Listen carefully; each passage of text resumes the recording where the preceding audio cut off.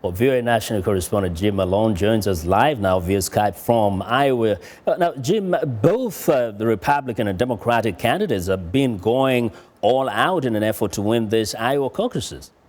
That's right, Vincent. Iowa is a key test. It's the first test.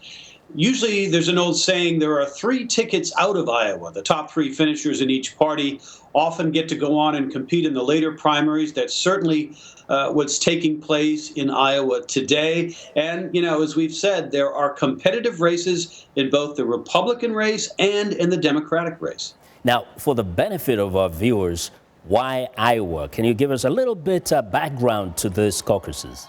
Sure. Basically, it's history, it's tradition. It actually started in 1976, and one of the first people to benefit from the holding of the Iowa caucuses was a little-known former Georgia governor named Jimmy Carter.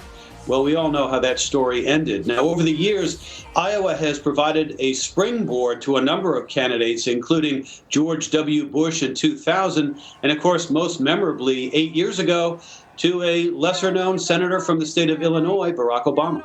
But again, Jim, there are those who will tell you that in the past years, there are some who have emerged as victors in these caucuses, but they did not go on to become the nominees or even to win the presidency. So why is it important?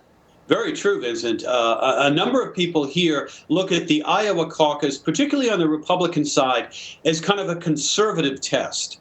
Usually conservatives do well here. There's a lot of Christian conservatives in the state, rural counties and very conservative areas. So it's important for them. And on the Democratic side, we saw what Mr. Obama did 8 years ago.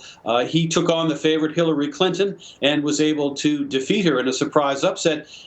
Clinton may have fears of that repeating itself this year with Bernie Sanders. So, you know, Iowa doesn't have a lot of delegates at stake, but it's important because it sort of frames the race and sets the stage for candidate momentum. And we know that the candidates do a lot to rally people around these caucuses, but does it necessarily translate into the similar popularity or approval across the nation?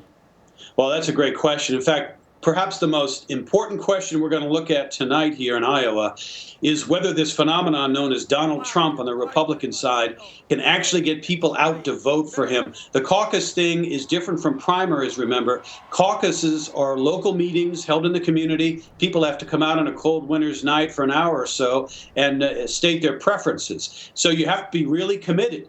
And that's where we're going to be looking at whether the Trump people are committed, and on the Democratic side, whether Bernie Sanders, who has so much momentum, especially among younger college students, whether they're going to be committed to get out in caucus tonight. But again, we know that there's some who won't come out, but they'll be out voting for those very same candidates. Oh, yes. And again, it sets the stage for the upcoming primaries, especially New Hampshire in just over a week, where a different electorate will weigh in, much more moderate, much more diverse in terms of political views. But we must say that Iowa and New Hampshire are not necessarily representative of the country as a whole in terms of diversity. They're mostly white states, and particularly in Iowa, the population tends to be older. Again, another reason why conservative Republicans do well here in Iowa. As always, Jim, giving us clarity and putting things in perspective. Thank you very much. You bet. You're welcome.